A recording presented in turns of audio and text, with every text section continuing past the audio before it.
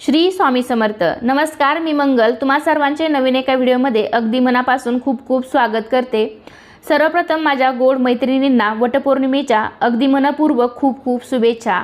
ज्येष्ठ पौर्णिमा अर्थात वटपौर्णिमा हा सण खास सुवासिनी स्त्रियांसाठी असतो. यंदा वटपौर्णिमेचा सण मंगळवार दिनांक 10 जून 2025 रोजी साजरा केला जाणार आहे. महिलांचा सर्वात आवडता सण म्हणजेच वटपौर्णिमा. वटपौर्णिमेचा हा सण सौभाग्यवती स्त्रियांसाठी खूप खास मानला जातो, कारण प्रत्येक स्त्रियांना छानसं तयार व्हायला खूप आवडतं. त्यामुळे या दिवशी सर्व विवाहित स्त्रिया साज शृंगार करून वडाच्या झाडाची पूजा करतात. पतीच्या दीर्घायुष्यासाठी पत्नी हा उपवास करते आणि वडाची पूजा करून 7 जन्मासाठी हाच पती मिळावा अशी प्रार्थना करते. तर आजच्या व्हिडिओमध्ये मी तुम्हाला वटपौर्णिमेच्या दिवशी सौभाग्यवती स्त्रियांनी कोणत्या रंगाची साडी नेसावी, त्याचबरोबर या दिवशी चुकूनही कोणत्या रंगाची साडी नेसू नये. तसेच या दिवशी प्रत्येक स्त्रिया बांगड्या भरतात, तर बांगड्या भरताना कोणत्या रंगाच्या बांगड्या अजिबात घालायच्या नाहीत किंवा कोणत्या प्रकारच्या बांगड्या घालाव्या, अशी बरीच माहिती मी तुम्हाला आजच्या व्हिडिओमध्ये देणार आहे. त्यासाठी हा व्हिडिओ शेवटपर्यंत नक्की पहा. पण त्याआधी आपल्या चॅनलवरती तुम्ही नवीन असाल, तुम्ही माझे व्हिडिओ पहिल्यांदाच पाहत असाल तर चॅनलला नक्की सबस्क्राईब करा. चला तर लगेचच आजच्या व्हिडिओला सुरुवात करूया. तर सणावारांच्या दिवशी बऱ्याच स्त्रियांना प्रश्न पडलेला असतो की या दिवशी कोणत्या रंगाची साडी नेसावी. तर आपल्या हिंदू धर्मात प्रत्येक रंगाचं वेगळं आणि अनन्यसाधारण असं महत्त्व आहे, कारण प्रत्येक रंग तुम्हाला एक वेगळी ऊर्जा प्रदान करतो आणि काही रंग हे सकारात्मक शुभदायी लहरी प्रदान करतात, तर काही रंग अशुभ मानले जातात, नकारात्मकतेचे प्रतीक मानले जातात. पण आपल्या हिंदू धर्मात काही असे 4-5 रंग आहेत ते खूप शुभ मानले गेले आहेत. प्रत्येक कार्यासाठी किंवा देवकार्यासाठी हे रंग वापरलेच जातात. त्यामध्ये सर्वात पहिला रंग येतो तो म्हणजे हिरवा. हिरवा रंग हा सौभाग्याचे प्रतीक मानलं जातं, कारण लग्न कार्यातसुद्धा नवरीला बघा हिरव्या रंगाचा चुडा भरत असतात किंवा महिला लग्न झाल्यानंतर शक्यतो हिरव्याच रंगाच्या बांगड्या आपल्या हातामध्ये घालतात, कारण त्यामुळे त्यांच्या पतीचं आयुष्य वाढतं असं आपलं हिंदू धर्मशास्त्र सांगतं. हिरवा रंग हा देवीचे प्रतीक आणि सौभाग्याचं लेणं मानला जातो. त्यामुळेच नवरी लग्नाच्या वेळी आपल्या शृंगारात हिरव्या रंगाच्या बांगड्यांचा समावेश करते आणि चुडा घालते. नवरीच्या आयुष्यात कायम सुख, समाधान आणि हिरव्या रंगाप्रमाणे ताजेपणा राहावा यासाठी हा रंग वापरला जातो. तसंच यामुळे जोडप्याचं वैवाहिक आयुष्य सकारात्मक, प्रेमळ आणि समृद्ध होतं असाही समज आहे. त्याबरोबरच हिरवा रंग हा निसर्गाशी संबंधित असल्यामुळे एक वेगळीच ऊर्जा तुम्हाला मिळते. शास्त्रामध्ये हिरव्या रंगाला खूप महत्त्व आहे. तणावाच्या प्रसंगी हिरव्यागार झाडाकडे किंवा हिरव्यागार गवताकडे काही वेळ मनसोक्त पाहिल्यामुळे मन शांत होते. त्यामुळे हिरव्या रंगाचं खूप अनन्यसाधारण असं महत्त्व आहे. हिरवा रंग हा निसर्गाचे प्रतीक आहे आणि व्यक्तीच्या डोळ्यांना यामुळे आराम मिळतो. ज्या प्रकारे निसर्ग आपल्याला जीवनाचा संदेश देतो, त्याच प्रकारे या रंगाशीही आपल्या जीवनाचा संबंध आहे. हिरवा रंग सकारात्मक ऊर्जा आणतो. हा रंग ताण आणि नैराश्य दूर करतो.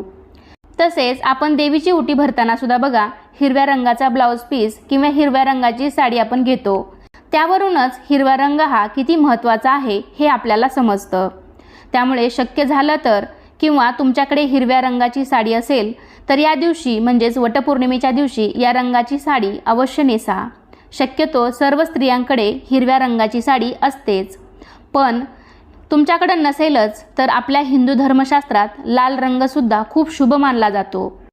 आपण रोज देवाची पूजा करताना किंवा कोणतीही पूजा मांडताना आपण पाटावर लाल रंगाचे वस्त्र टाकतो, कारण लाल रंग हा सर्व देवांना त्याचबरोबर माता लक्ष्मीला सुद्धा अत्यंत प्रिय आहे. त्याबरोबरच आपल्या सौभाग्यामधील एक सर्वात महत्त्वाची गोष्ट म्हणजे कुंकू. हे सुद्धा लाल रंगाचंच असतं, कारण सौभाग्यामधील सर्वात महत्त्वाची गोष्ट म्हणजे हळदी कुंकू. त्यामधील कुंकाचा रंगसुद्धा लाल असतो. त्यामुळे लाल रंगाचं सुद्धा खूप महत्त्व आहे. लाल रंग हा उत्साह, सौभाग्य, उमंग, धैर्य आणि नवीन जीवनाचे प्रतीक मानला जातो.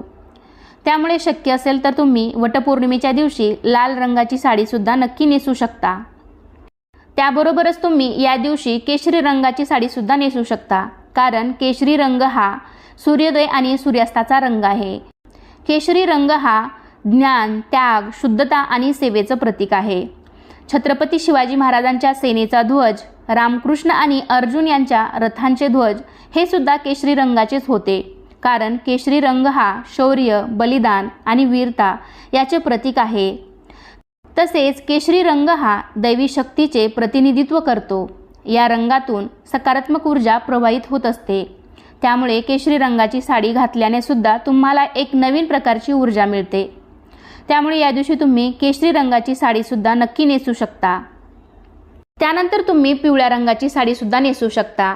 आपल्या हिंदू धर्मामध्ये बघा, पिवळ्या रंगाच्या कपड्यांना पितांबर म्हटलं जातं।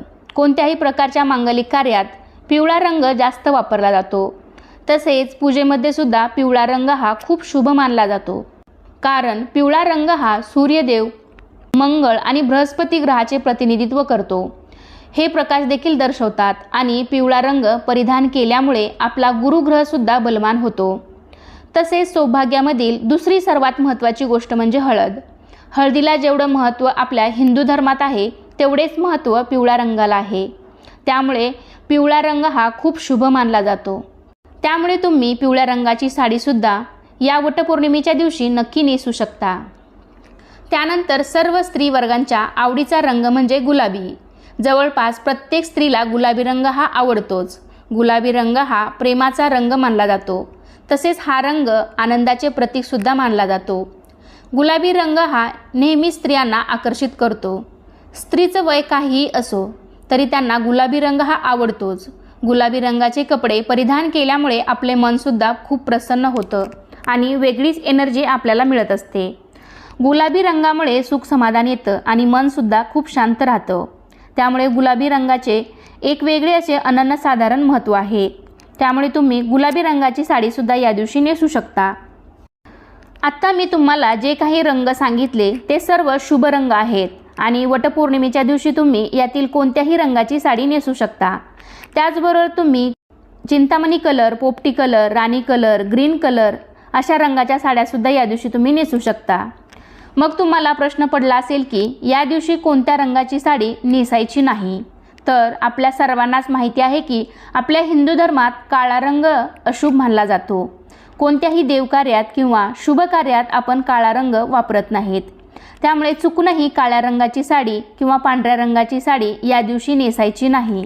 तर रंगाचे एक वेगळं जग आहे। रंगाशिवाय जीवन देखील रंगहीन वाटू लागतं। हेच रंग जीवनाला अर्थ प्राप्त करून देतात।